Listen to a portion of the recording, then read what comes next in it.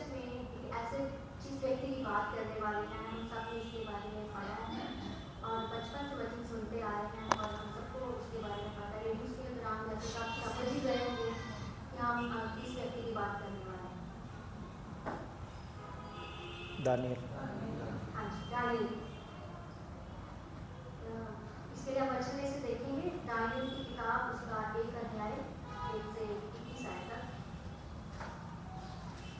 जो कि रीडिंग हो चुकी है, इसलिए हम दोबारा नहीं पढ़ेंगे। तो यहाँ पे जो बाइबल बताती है कि जिस तरह से दानियल को बंदी बनाकर एक इराक के बेबीलोन के शहर में जो भेज दिया गया, और वचन बताता है कि जैसे दानियल वहाँ पे पहुँचा दिया गया तो लिखा है कि वो एक खरा और एक सीधा व्यक्ति था दानियल, और उसकी लाइफ का एक रूल था। वो एक ऐसी कंट्री में रहता था जहाँ पे उसके साथ और भी बहुत सारे यहूदी लोग थे जो कि दूसरे देवताओं को पूज रहे थे, बहुत सी ऐसी बातें कर रहे थे जो परमेश्वर के विरुद्ध थी। लेकिन दानियल एक ऐसा व्यक्ति था जो उनसे अलग था। अब कई बार देखते हैं कि हम अगर हम जिस भी संगति में होते हैं तो हम उसकी तरह बनना शुरू हो जाते हैं, उनकी चीज़ों जो ना चाहते हुए हमारे अंदर आनी शुरू हो जाती है। लेकिन दानियल इतनी बुरी बुरी चीज़ों में रह रहा था, लेकिन फिर भी देखिए कि वो किस तरह से अपने आप को बचा के रख रहा था। आपको पता है ऐसे लोगों के साथ गिर जाना बहुत ही ज़्यादा आसान होता है जहाँ पर सब कॉम्प्रोमाइज चलता है। एक एग्जाम्पल है यहाँ पे, जैसे कि मैं किसी अपनी फ्रेंड के साथ किसी बहन के साथ 3-3 4-4 घंटा जो है टाइम बिताती हूँ। मैं देखती हूँ कि वो कैसे फ़ोन पे लोगों को सुनाती रहती है, और उसकी अलग संगति है, उसे अलग है, और वो फेस पे भी सबको सुनाती रहती है, और ना चाहते हुए भी मैं उनकी चीज़ों को देखने लग जाऊँगी और उसी तरह से मैं भी सुनाने लग जाऊँगी, क्योंकि मुझे पता है वो मुझसे पुरानी है। तो अगर आज तक उनका कुछ नहीं हुआ तो मेरा भी क्या हो जाएगा। तो मैं भी उनकी तरह वो चीज़ें करने लग जाऊँगी, मैं भी सुनाने लग जाऊँगी। किसी के मुंह पे डायरेक्ट बोल देना जो भी मन में आया, वो चीज़ गलत है। अब देखिए जिस माहौल में सब कॉम्प्रोमाइज़ कर रहे थे, अनकॉम्प्रोमाइज़ करना कोई दानियल से सीखे। हालेलुया। दानियल वहाँ पे सबसे अलग था। वो उनके ऊपर उनकी चीज़ों के ऊपर बिल्कुल भी नहीं चल रहा था। वो बचा रहा था कि कैसे सब गुनाह कर रहे थे, लेकिन दानियल अपने दिलों और दिमाग में ठान रखा था कि मैं ऐसा जीवन नहीं जीऊंगा जो परमेश्वर को ना अच्छा लगे। और आज के समय में हम क्या करते हैं, हमें कोई फर्क ही नहीं पड़ता। हम उन चीज़ों को फॉलो करते हैं जो जिनमें हमें अच्छा लगता है, मज़ा आता है, और ना चाहते भी हम एक तो गलत संगति को फॉलो करना शुरू कर देते हैं। स्पेशली आजकल के बच्चे, क्रिश्चियन यूथ वचन को सुनते हुए जानते हुए भी वो उन चीज़ों में हैं जो परमेश्वर को पसंद नहीं है। वो अगर वो अन्य जाति के बच्चों के साथ कॉलेज में, स्कूल में है, तो वो क्या करते हैं कि उनकी कॉपी करते हैं, उनकी बातों को अपनी ज़ुबान पे ले आते हैं, उनकी तरह ही बोलते हैं, उनकी ज़ुबान ही वो बोलना शुरू कर देते हैं। परमेश्वर को भूल जाते हैं, उनको ये नहीं पता कि ये गलत है, परमेश्वर को पसंद है या नहीं। हम उनकी चीज़ों को फॉलो करते हैं। और वचन बताता है कि हमें ऐसी संगति में रहना जो परमेश्वर को भाए।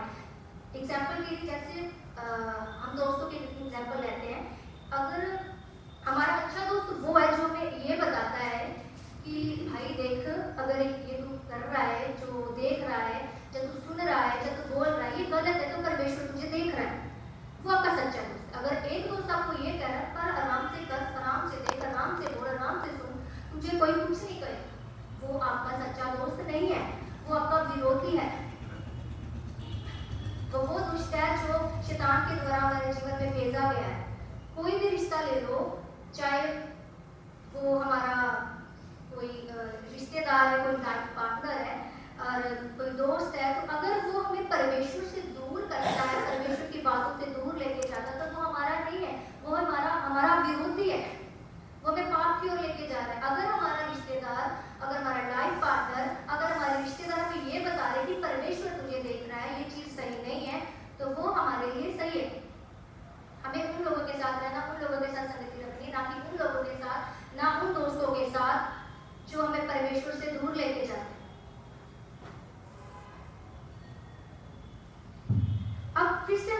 बात करें तो देखिए कि जब दानियल वहां पे पहुंचा दिया गया तो उसके पास कोई कलीसिया नहीं थी हमारी तरह कि शाम के 5 से 6 के 7 वो किसी चर्च में जाकर बैठ जाए। जब उसके पास कोई संगति नहीं थी कि जिनके साथ वो बैठकर परमेश्वर की आराधना कर सके, परमेश्वर की बातें कर सके। हमारे पास तो सारी फैसिलिटीज है, हमारे पास चर्च भी है, पादरी साहब है वचन सुनाने के लिए, तो बाइबल हमारे पास पढ़ने के लिए, अच्छी संगति है, कलीसिया है, टाइम है हमारे पास। दानियल के पास ऐसा कुछ नहीं था। उसके पास सिर्फ एक ही चीज, आप जानते हो क्या था? परमेश्वर का डर, the fear of lord. Daniel के पास परमेश्वर का डर था। वो वचन बताता है कि जब दानियल वहां पे पहुंचा दिया गया तो लोगों ने देखा कि ये कैसे इतनी गुलामी में भी, इतने मुसीबतों में भी कैसे बढ़ता ही जा रहा है, खुदा से उठाता ही जा रहा है, उठाता ही जा रहा है। दानियल 6 अध्याय उसकी 3 से 9 आयत में देखेंगे। ये भी रीडिंग हो चुकी है, इसलिए दोबारा से नहीं पढ़ेंगे। तो हमने यहाँ पे पढ़ा कि किस तरह से राजा ने दानियल को जो एक पोजीशन दे रखी थी, उसको अधिपतियों के ऊपर ठहरा रखा था, उसको पावर दे रखी थी, और तो भले वो वहाँ पे कैद था, गुलामी में था, बहुत सी चीजों में रहकर भी परमेश्वर ने उसे उठाया, किस तरह से उठाया। हम यहाँ पे पढ़े, बट अभी रीडिंग की हमने कि फिर वो जब वो ऐसे इतनी मुसीबतों में भी वो बढ़ता जा रहा था, तो जो उसके विरोधी थे ना, उन्होंने देखा कि यार कैसे परमेश्वर इसको बढ़ाता ही जा रहा है, इतनी गुलामी में भी, इतनी मुसीबतों में भी, इतना बिजी होने के बावजूद भी ये कैसे बढ़ता जा रहा है। ऐसे हमारे जीवन में भी इसी तरह बहुत से विरोधी आते हैं जो ये देखते हैं कि ये कैसे बढ़ रहा है, ये कैसे यहाँ तक पहुँच रहा है, तो वो क्या करते हैं, प्लानिंग शुरू करते हैं, हम इसको कैसे गिरा सकें, हम इसको कैसे नीचे ला सकें। तो वो ऐसी ऐसी चीजें करने की कोशिश करते हैं, वो हमारे ऊपर इल्जाम लगाने शुरू कर देते हैं जैसे उनके दिल और दिमाग में आता है। वो सोचते हैं कि किसी ना किसी तरह इनको गिराना है। तो दानियल के साथ भी कुछ ऐसा ही था, तो उसके विरोधी खड़े हो गए। तो उन्होंने सोचा किसी भी तरह से हमने क्या करना है, दानियल को गिराना है। तो उन्होंने क्या किया, षड्यंत्र रचा, एक प्लानिंग की दानियल के खिलाफ। तो वो क्या करते हैं कि राजा के पास जाते हैं और राजा को बोलते हैं कि राजा तुम ना एक बहुत ही अच्छा व्यक्ति है, तो ना हम तुझसे एक बात कहेंगे, तो हमारी तरफ से तू कर। राजा बोलता है जी बताओ क्या बात है। तो वो बोलते हैं कि राजा तू ऐसा कर कि हम ना क्या करेंगे कि एवरी डे अपने अपने काम पे जाने से पहले क्या करेंगे, तेरे सामने झुकेंगे हम सब जितने भी 1 महीना 30 दिन तक हम तेरे सामने झुकेंगे। राजा ने सोचा क्या बात है, मेरी इतनी जल्दी, वो मान गया। तो उसने कहा ठीक है, जैसे तुम लोग चाहो। तो उन्होंने क्या किया, फटाफट से एक पत्र जारी किया और राजा के पास लेकर आए। राजा ने उस पर साइन कर दिए। अब वैसा ही होगा। तो जब ये बात दानियल को पता चली, तो सोचिए कि दानियल ने ये सोच के जब उसको पता चला होगा तो उसने क्या किया होगा। क्या वो हमारी तरह किसी के पास गया होगा? क्या उसने मिन्नतें करी होगी? क्या उसने ऐसा किया होगा? नहीं। दानियल परमेश्वर के पास जाता है, वो राजा के पास नहीं गया। दानियल को पता था कि जो ये राजा ने ये चीज कर दी है, ये पाप है। उसको वो व्यवस्था याद थी जो मूसा के द्वारा परमेश्वर ने दी उनको। उसका पहला हुक्म क्या था, तो मुझे ईश्वर किसी दूसरे को ईश्वर करके ना मानना। तो वो उसको पता था कि ये पाप होगा अगर मैं परमेश्वर के अलावा किसी और के सामने झुकता हूँ। उसको वो व्यवस्था याद थी, तो वो नहीं चाहता था कि वो राजा के सामने झुके। तो उसने वो गया अपने कमरे में, कोठरी में गया, तो उसने क्या किया, वहां जाकर प्रार्थना की और परमेश्वर का धन्यवाद किया। अगर हम दानियल की जगह पे होते तो हम पता क्या बोलते, क्या परमेश्वर मैं इतनी तुझसे प्रार्थना करता हूँ, मैं इतने तेरे काम करता हूँ, फिर भी मुझे मुसीबत में डाल दिया। और दानियल इस मुसीबत में भी परमेश्वर का धन्यवाद कर रहा है। दानियल राजा के पास नहीं गया, पटरी के लिए नहीं गया। पटरी का मतलब समझते आप, मक्खन लगाना, जैसे आजकल के समय में हर कोई करता है मक्खन लगाना। जो लोग बटरिंग करते हैं, सांप जितने हैं उनको पता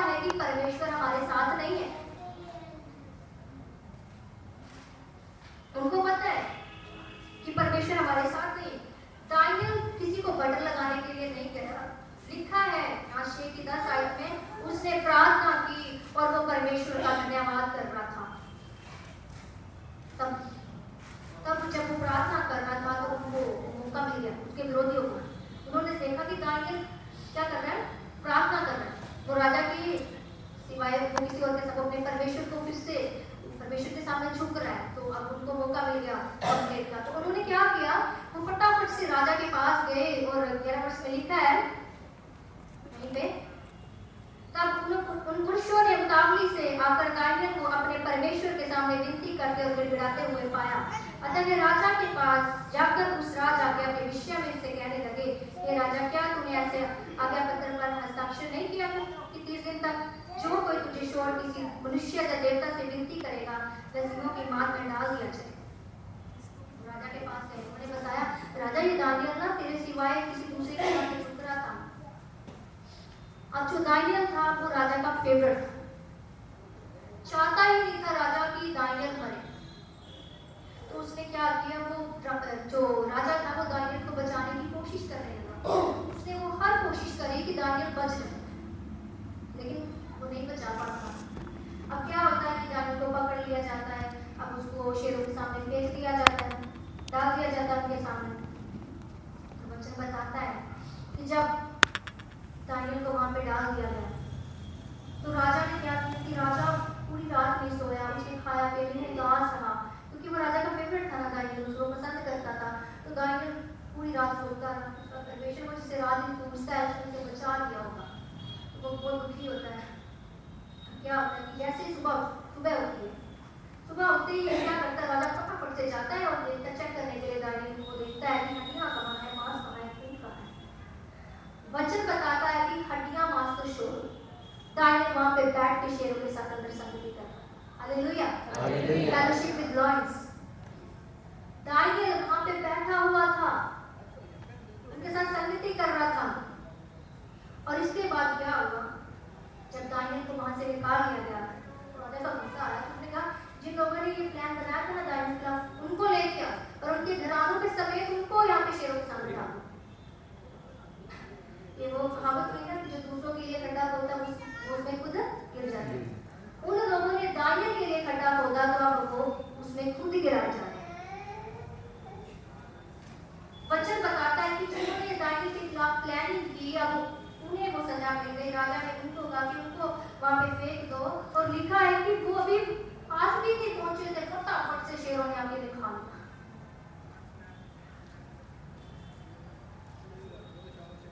इसके बाद क्या होता है कि जब दानियल वहां से जब निकाल लिया गया तो एक इंटरव्यू की तरफ से पूछा गया, हाँ दानियल बता वहां पे क्या हुआ, तू कैसे बच गया, तुझे शेरों ने खाया क्यों नहीं, ऐसा क्या हो गया तुम्हें। दानियल ने ज्यादा बातें नहीं की, उसने सिर्फ एक ही शब्द के साथ डिस्क्राइब किया। उसने पता क्या कहा कि मैं अपने परमेश्वर की नजर में विश्वास योग्य बना। हालेलुया। बिल्कुल जो उसने कहा, जो शेर थे अब वो बच गए वहां से। तो अब जो बाकी सब जो सोच रहे थे आसपास के लोग कि शेरों ने इसको हाथ ही नहीं लगाया, है ना। अब हम सोचे कि ऐसा क्या था दानियल के अंदर कि जो शेर भी उसे हाथ लगाने से डर रहे थे, शेरों ने इसे खाया क्यों नहीं, ऐसा क्या था दानियल के अंदर। बिल्कुल उसी तरह से जैसे नए नियम में यूहन्ना के 21 अध्याय में जब मछलियों ने देखा यीशु मसीह को, तो वो पतरस के लिए मरने चली आई। बाइबल में बहुत सी ऐसी अध्याय है जहाँ पे हमने देखा है कि जानवरों को समझ नहीं है। योना के टाइम में भी मछली ने क्या किया, योना को अपने पेट में रखा और जहाँ पे परमेश्वर ने कहा कि उसको छोड़ना है वहां पे उसने छोड़ दिया उसको। उसी तरह से हमने गिनती में भी पढ़ा बिलाम की गति के बारे में कि वो स्वर्गदूत को देख पा रही थी, वो गति उसकी समझ खोल दी परमेश्वर ने, उसकी जुबान भी खोल दी, वो बोल दी उसको कि तू मुझे क्यों मार रहा है। तो वो स्वर्गदूत को देख पा रही थी।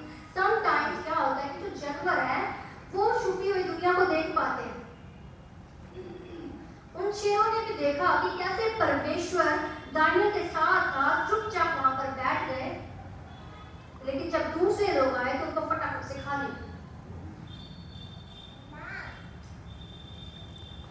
जब दानियल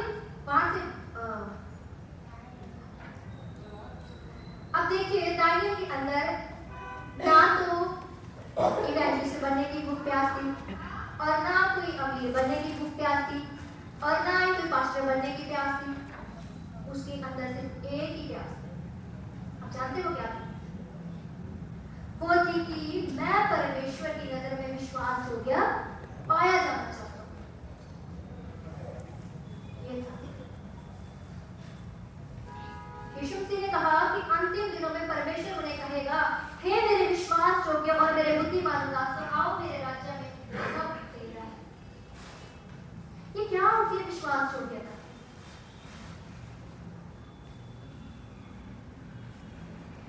देखिए, अब हमें कभी कभार क्यों ऐसा होता ही रहता है हमारे साथ।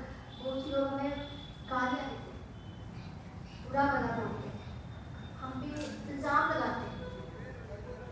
तो अगर वहां पे हम ये कहें परमेश्वर कि मैं यहाँ पे अपना क्या करूँ, मुंह बंद रखूंगी, मैं शांत रहूंगा, मैं अपनी तरफ से कोई सफाई नहीं दूंगी, मैं कोई सच्चाई साबित नहीं करूंगी कि मैं सच्ची हूँ, तो वहाँ ये होती है विश्वास योग्य, जहाँ पर हम चुप रहे, हम परमेश्वर पे छोड़ देते सब कि हमारा परमेश्वर हमारे लिए बोलेगा, वो बता देगा कि हम सच्चे हैं या झूठे हैं, वो हमारे लिए सफाई देगा।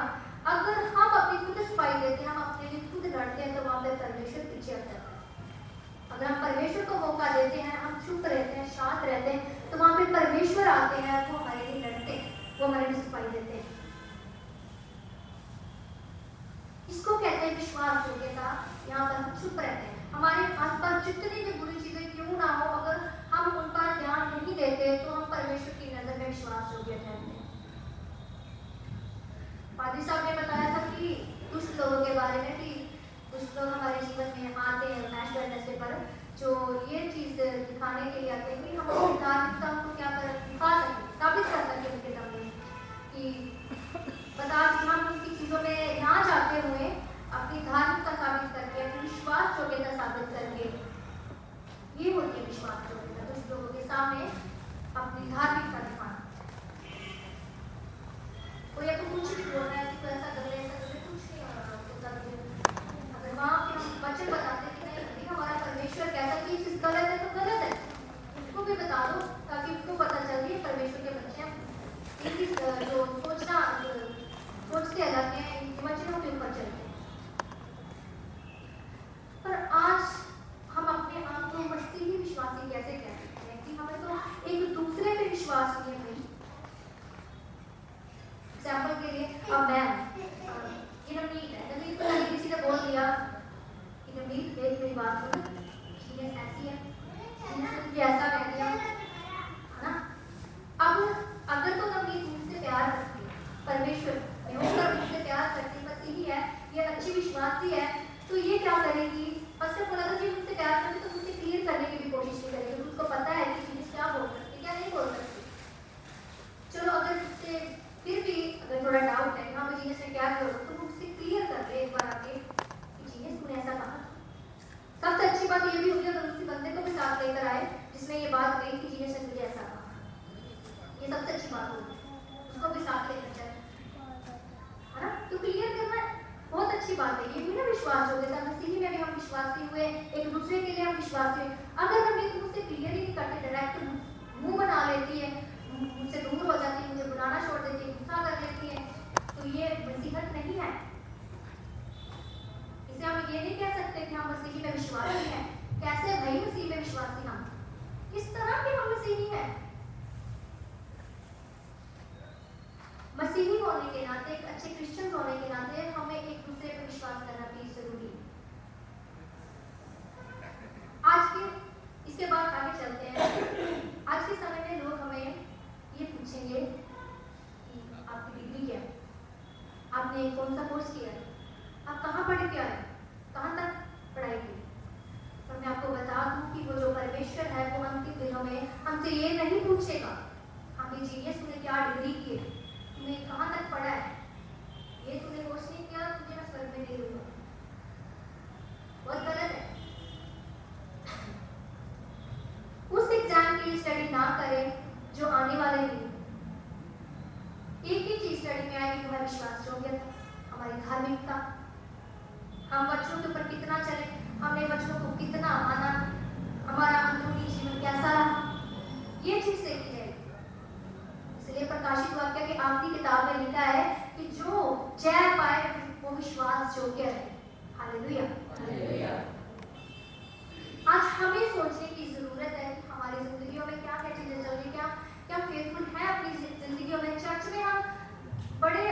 फेथफुल रहेंगे एक दूसरे के लिए। 10 रुपए भी यहाँ पे किसी के गिर जाए ना, फटाफट से चक्के उठा के पकड़ा देंगे। तो क्या जो फेथफुलनेस हम चर्च में दिखाते हैं, तो क्या वो हम बाहर भी दिखा पाएंगे? अन्य जातियों के बीच में दिखा पाएंगे? दूसरे लोगों के बीच में दिखा पाएंगे?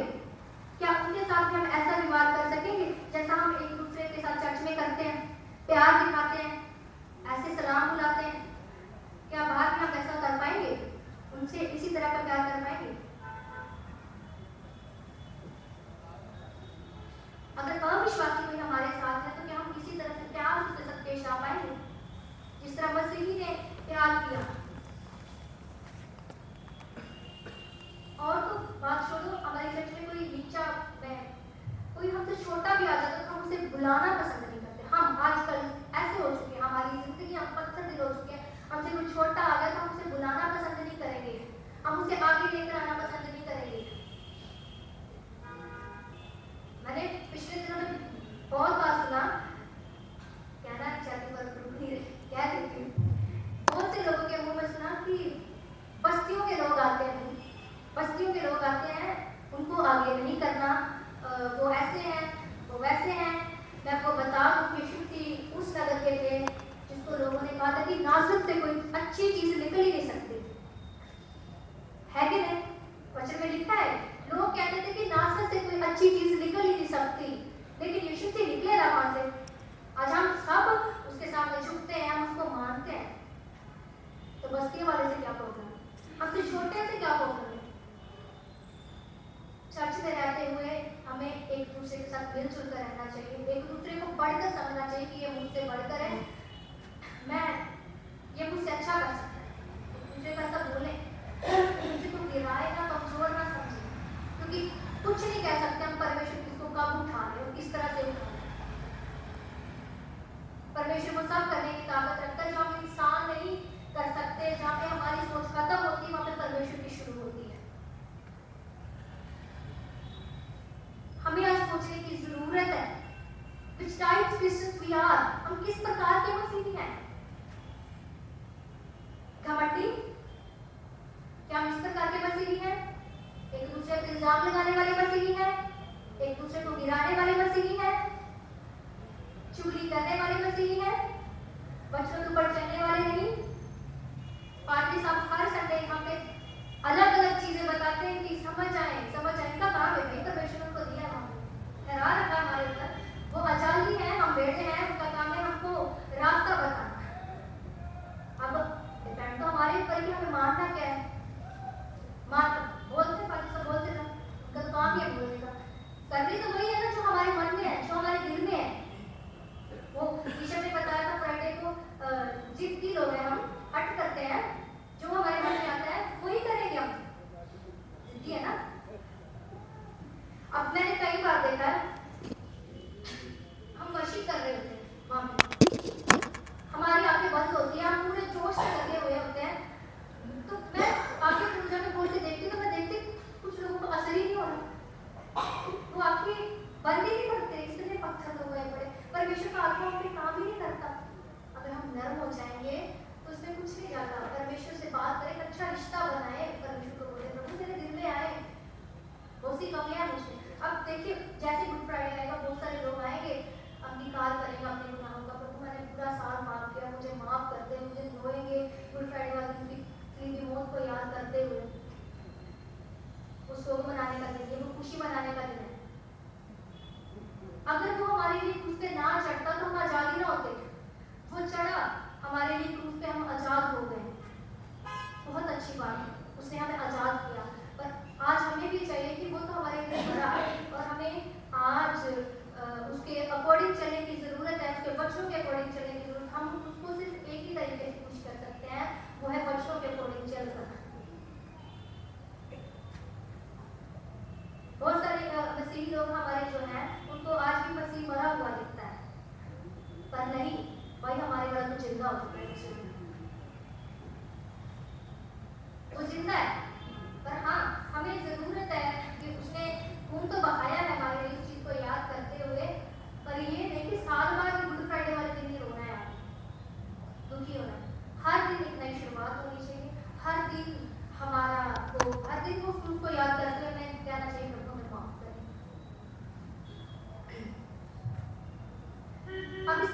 लास्ट में सिर्फ यही कहना चाहूँगी कि अंत में हमें ये नहीं पूछा जाएगा 31 से कि अंत में ये नहीं पूछा जाएगा कि आपने कितनी सेवकाई की, चर्च में कितना काम किया, कितनी स्टडी की, कितना पैसा जोड़ा। बस यही पूछा जाएगा कि आप परमेश्वर के प्रति कितने वफादार हैं, आप वचन के प्रति कितना वफादार हैं, आप एक दूसरे के प्रति कितना वफादार हैं। और ये पूछा जाएगा कि हम अपनी जुबान और मन के कितना को विश्वास करते हैं। Hallelujah, hallelujah. अब लास्ट वर्ड सिर्फ यही कहना चाहूँगी, आमीन, हालेलुया।